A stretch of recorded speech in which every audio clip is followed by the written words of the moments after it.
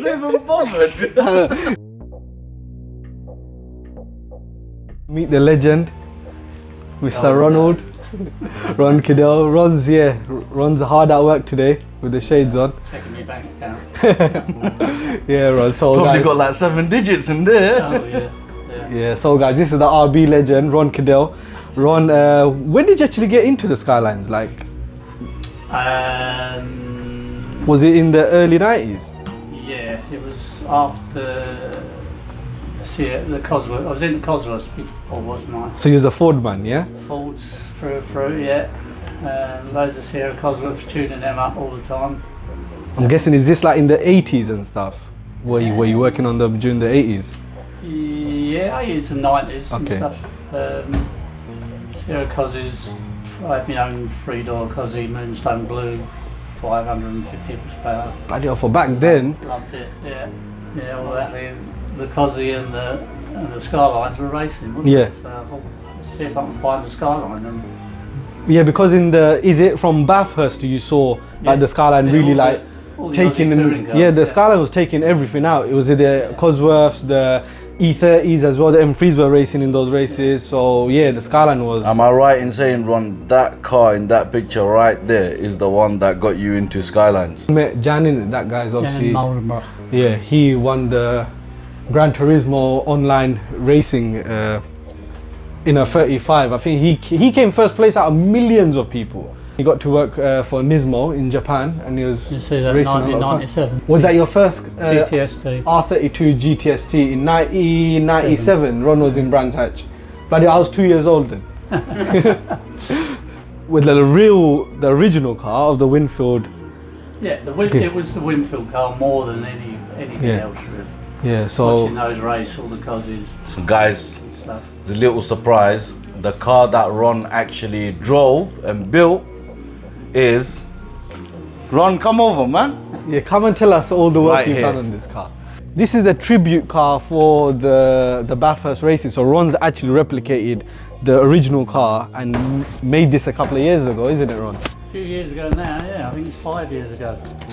5 years ago, yeah. When I finished racing all the other Skylines, I then thought I'd build a show car so that, you know, I didn't want to race anymore. Yeah, I thought I'll build a nice show car, go to all the shows, make it a little bit easier. yeah. Because Ron was into big powered Skylines when, like, in the early 2000s, I would say. You had a lot of big powerful ones. Yeah. Even when I was a kid, like 10 years old, my brother told me about Ron, some geezer who's got like a red 32, and he was like one of the fastest street cars in the whole of UK, isn't it? Yeah, because I drove it everywhere. Yeah, because Ron was doing like 9 seconds in like mid 2000s, you know, 9.4 in a 32, and then I think slowly, as obviously the young man here got a little bit older, Yeah, Ron just like... I've been there and done everything. I did 10 of the best in Arabia. I did pretty much everything I wanted to do. No, so another Not with this 32. car, no, another 32. The other red 32, the other demo car as such. How much power was that That one, had Ron? just on 1,000 horsepower, didn't it? And this was in 2006. Ron went to Saudi Arabia and he entered, it was 10 of the best, Yeah, 10 of the best, and Ron right, won the event. Yeah. Trust me, like we'll Look at his face, he's even bothered. yeah, trust me, Ron's won so many competitions. We'll show you guys his trophy collection upstairs. Don't think you guys are going to be ready for that. But yeah, Ron actually won the Saudi Arabia 10 of the best competition. Yeah. And you even set the bloody floor on fire. He done a burner and set the floor on fire. Video of that.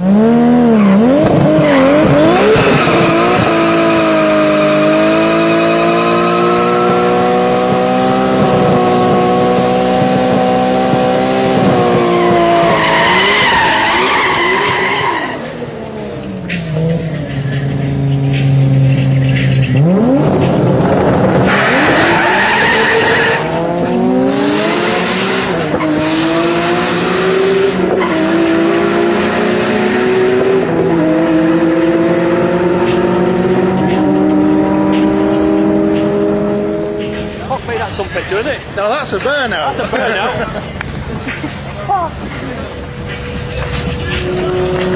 burnout. Big massive burnout and the hot sand and everything, and I'd actually done the top speed run, come all the way, drove back, got out of my car, and they went come and have a look, and it was still alight then. That's crazy, Ron. How long did this take you to actually build I think this from one the time took you me started? from just a completely bare shell of an old 32 that was sitting outside in the yard that I bought with a blown up engine.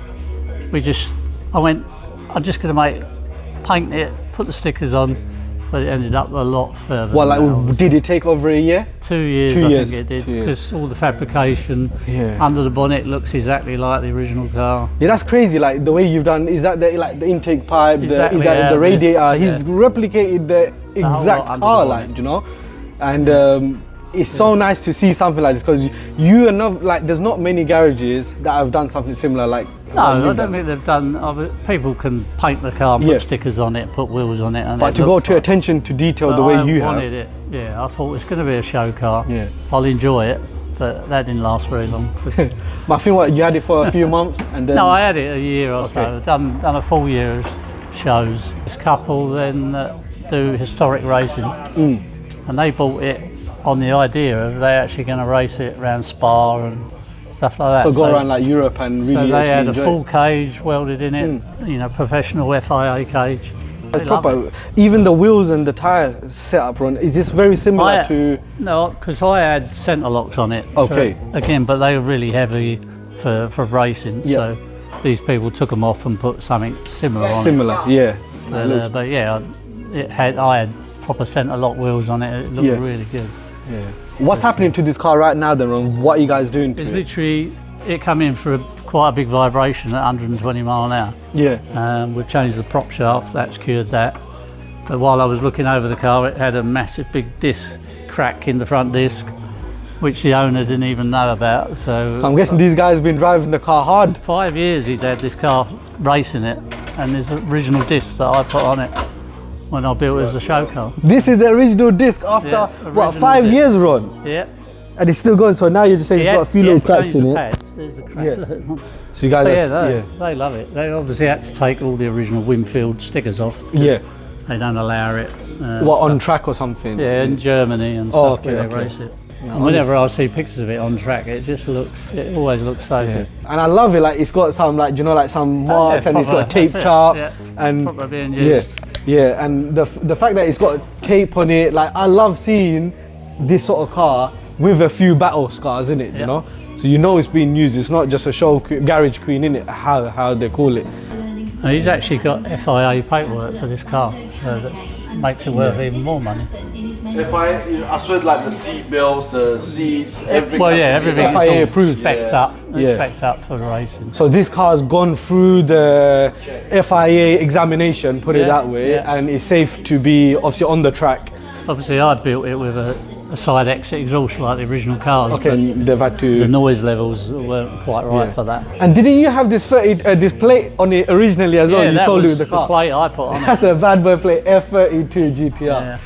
The original endless customer car in Japan. Yeah. Obviously the car, obviously the bodywork, it looks really nice. Got some really nice wheels on it. This one on the outside. Yeah. So we've seen this car before. Because underneath, Yeah. you know, So Ron's taken the engine out the engine completely, bay, so it can be all painted. and they're going to body paint the colour. engine bay, making it look all mint. And then they've got the 2.8 engine going in there. Do you know what turbo kit you guys are putting? The G35 1050. Okay, the 1050. Yeah. Yeah. So that's going to be really nice. popular- Yeah. Is it going Nitto 2.8?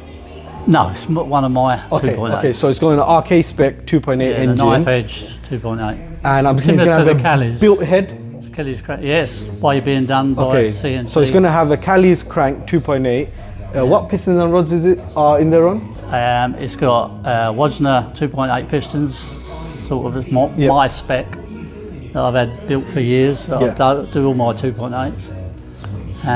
It's got Wozner rods in it as well? No, it's got HKS rods. Okay, HKS rods. Yeah. So yeah, and it's going to have a properly built head, port polish, Fully valves. ported, big 1 mil bigger valves. Okay. The whole lot. You guys, Kelford cam. Kelford cams, Yeah. what size are they going to be? They're quite mild as such, because obviously, you know, it's going to be just a road car. And I think mild cams just make it nice anyway. The thing is, so you know when you got big cams like 280s or 290s, they're very lumpy, but they're good for like high revving engines if you really want to rev them out. That's right, and you know, over 1,000 horsepower. And with milder cams, I've seen that they get the car coming on sooner. So obviously, depending on what the customer wants, I don't think he wants an all-out drag car. He wants a nice road car, and for it to be like fast spooling. Especially with that ZF 8-speed gearbox, that turbo is going to come on like every second you go on the gas. It's not going to come off boost, is it? It's literally going to be spooling up. Yeah, so this is going to be an interesting project. Right guys, before we head off, a quick word from our sponsors, Easy Car Claims. Dealing with a car accident can be really stressful. That's where Easy Car Claims can help. Whether you need quick claim processing, safe vehicle storage or replacement car, Easy Car Claims has everything covered from repairs to personal injury support, and there's no extra fees. They handle both fault and non-fault claims, including for PCR driving. The service is available all over the UK. So if you're ever in an accident, go to easycarclaims.co.uk, follow the simple steps and let them take care of everything. Your accident is their priority. Right guys, let's get back to the video. I think last time when we were in here, it wasn't as clean as this. There was engines everywhere. But it's actually really nice to see, you know, when it's like literally just the bottom end block, then obviously half built up, then literally fully built up, you know? So so literally guys, obviously show the guys at home, this is obviously literally just the bottom end. So this is for that red 32, That's the endless engine. So you guys already built it? So it's got obviously, that point with sumps just arrived. so it's got Wozner pistons, you said Cali's crank 2.8 and HKS rods, So the bottom end is already built, you're just waiting for the head to come back. That's right. Extended sump on it as well. I think with a lot of these cars now, like yes, you can run big power with like a smaller sump, but every time you go on the throttle and the oil goes back, it's basically taking away oil from the engine. Yeah, with a 2.8, you've got the more, you know, and the oil pump, more flow, so you need more capacity in the bottom. So. I think anything, realistically, anything with more than 600-700 brake, you want to go bigger sump, isn't it? Right? Yeah. The problem is obviously the only sumps that used to be available are the extended ones. These are the old school truss, like Grady. Yeah, that's right. This sumps. one is standard height. But just a lot more capacity sideways. Home, some of the cars that Ron's actually had and the racing is gone to. So this was obviously your 32, Ron. When was that picture taken? This looks like it was like in early 2000. Yeah. It used to be without the other stickers on, with just red and white stripe. Everybody used to call it a Starsky and Hutch car. This next picture, guys, when Ron actually went to Dubai. We went out to Dubai, me and my nephew got invited out there. They paid for everything. Look at the date. On 2006 January, So how fast did you do in the top speed run, Ron? It was 185, I think, something like that. Was that like in a half mile? Yeah, I'm not sure exactly the full. Yeah, that's fast for bloody 2006 to be hitting 185 miles per hour. I think it was like see, they wanted me to run. It was quite late at night. They wanted me to run, but the whole track was covered in sand. So the car was sliding and I went, everywhere. Seriously, you want us to run? He goes, well, yeah, you've got to run. Hence why I did the really big burnout. And you could see the lines in the sand all the way down. Yeah, the car was just going 10-0. sideways, like. Yeah, run a 10-0. And that's like, is that on street tires as well, Ron? Like, or is that like a radio on the back? Yeah, they were the little Nicky Thompson sort of roadie type drag tyre, only on the rear. I had normal tyres on the front. Okay. So Ron done a flat 10, I remember. Yeah. You had a sequential in that car, isn't it? Yeah. Is this the car that you had the always geeking engine in it? Was it that time, or was okay? So was that the RB30 always geeking? 3 litre one, yeah. The 3 litre, and then was that also with a T88 on it? Yeah. So you had a T88 RB30 with a Hollinger. This other car here on the right, this was your time attack car, isn't it, Ron? When you guys entered it was a full circuit racing car. We used to race in a saloon car series. But while I was building that, it took me 5 years to build it, and in between time we were racing, you know, a more basic one. Yeah. And as I was building that, the organisers of the actual meeting that we raced in, they kept watching the video, and they actually changed the rules so I couldn't race it. They thought the car's too fast to be in that class? Straight away they was looking at it, and they went, and they wrote in the rules, no radiators in the back of the car, and that's because I'd put it in the back of the car. So I had to change that, change all that around again. Ron's got people changing the rules. They were changing the rules all the time, and eventually they went no 6-cylinder 4-wheel drive cars. which is just Yeah, the Skylines, because So they every kicked you out completely, basically. yeah. because all the other cars were what 4-cylinder engines, isn't it? Yeah, I mean, they still allowed 2 litre, Evo yeah. four-wheel drive cars and all that, but yeah, It's just because when there's a Skyline on the track, nothing else has a I don't know, chance. but that's why it's called Godzilla, innit? It's taking everything out. Yeah. When he was racing in Australia in the 90s, people had to ban the car, it was too fast. And now even Ron's having problems. This is like, what, almost 15 years ago when you done this time attack stuff? something like that. And then obviously we then decided, okay, we'll make it two-wheel drive. So then we made it two-wheel drive, and we went out there and actually went faster lap times in two-wheel drive. They were on your side, Ron, man. we They were actually hoping went you could quicker. you didn't know They wanted to ban him from coming, and then instead he changed the car to rear-wheel drive and it's come back faster. They're thinking, bloody hell, we shouldn't have changed it.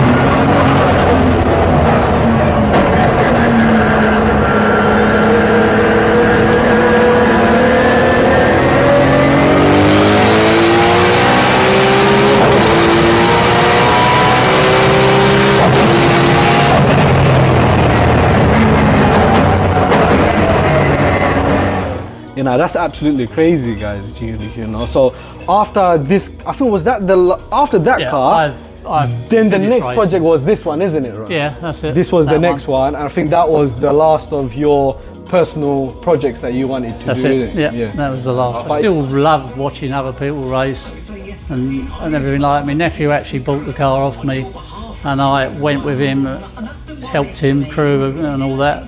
So for you guys another still 2 raced years. the car after? Raced another 2 years after that, and You he went won. from driver to pit crew for the He same won the car. championship and everything. And, Yeah. and I was happy doing that. It was good. Even the spec of that car was a 2.8 engine, isn't it, Ron? Yeah. Again, because they changed, like we wasn't allowed to run the 3 litre and I think that car ran a HKS TL4Z turbo, isn't it, Ron? yeah. And they had a Hollinger in it, so it was a really even though I think it was only like 650 brake, but the Yeah. power to weight, it was just crazy. Yeah, And it was such a light car. Everything was carbon bonnet, carbon Yeah. boot, and I light car. think there was once a big fire that did happen. You could explain, Ron, how it Definitely. happened exactly. Yeah, my nephew was racing it around Silverstone, and he was tearing along, and he was saying the steering started to get a bit funny. Literally, the power steering pipe was split and gone all over the exhaust manifold. Burned the whole car. No, the car went up in flames, but lucky they enough, it wasn't put the flame terrible. down. Yeah. Your nephew was alright though, yeah? Yeah, definitely got out. They were a bit slow with the fire extinguishers and stuff, but Like always. yeah, no, that was. It looked so spectacular. The whole side of the car Was in had flames, like, coming out of it. You know, so you know how dangerous motorsport can be. We show it sometimes, it's all fun and games, you know, but it's a dangerous sport, innit, you know? It's a very dangerous sport. But Ron, let's go upstairs, let's show them your little race circuit. It's not so little, but a big race circuit upstairs, and some of his trophies. Yeah. So you can see, guys, all of Ron's trophies are all up on this shelf that is made. 1985. Ron, when was the first time you went to Santa Pod? Must have been in the 70s. Father Ronald was in Santa Pod in the 70s, mate. Yeah. We're like going only Santa Pod, not now, but I've been going since I would say last 10 years. This old trophy here has got 1985 on it. I won the Bootsy Challenge Cup. Crazy. 1985, you know. Ron's got like trophies all over the show. Look how many there is. Ron, have you even counted how many trophies you got? No, but I mean, to be honest, a lot of them were in black carrier bags and they got broken and threw quite a lot of them. Oh dear. And we still got probably about This Just so, 3 like, carrier bags time down of that whole end as well. yeah, there's so many trophies all over. Then there's trophies on the other side as well. that one's Time Attack 2007. That one's 10 of the Best Arabia overall winner. 10 of the Best Arabia UK champion, 2006. Bloody hell, Ron's crazy, man. You see, yeah. So like what Ron's been doing all these years, I think like the UK scene where Ron you was into the RBs in the like mid 2000s, it's introduced what the Skylines are about and what they could do. Because if Ron wasn't really into the Skylines, there would be so many people that wouldn't even know what they are. Like yourself, other shops. You know, I do get a lot of customers going, "You're the reason with your red car that I wanted a Skyline." Yeah. Which is nice, isn't it? Yeah, no, 100% Ron, because you know, as much as I was tuning Skylines for a living as such, it was more my hobby. 100%. You know, and it still feels like my hobby now. I always feel like I'm just doing it as a hobby. Yeah, obviously. Tell them about your other hobby. Yeah, let's talk about this. Now obviously I've retired from racing and stuff. This was back when I was a young kid. I used to do this slot car racing, we call it. Did this right up until I went drag racing. Those were the days. Yeah, I think obviously they were Ron's good old days. He's obviously won a lot of trophies. He's obviously built a good name for himself and he's been around for ages. You guys are going to see Ron a lot because other than this project, I've got other things on the side and you guys will always see Ron. Even with my 35, Ron actually does the normal like sort of servicing and the maintenance on it anyway. So we did that one big job on it, didn't we? We put bigger turbos on it. That was interesting. Yeah, man, we actually won VMAX. So first 35 we'd ever worked on. Pull the engine out. Yeah. Put big turbos on it. Yeah, literally. It went really well. So we basically came in for more power. We did have a budget. We didn't want to go crazy and buy a whole new turbo kit. Put billet wheels on it and a larger exhaust housing. We went to VMAX and our best result was 220 for about 2-3 years in the 1.2 miles.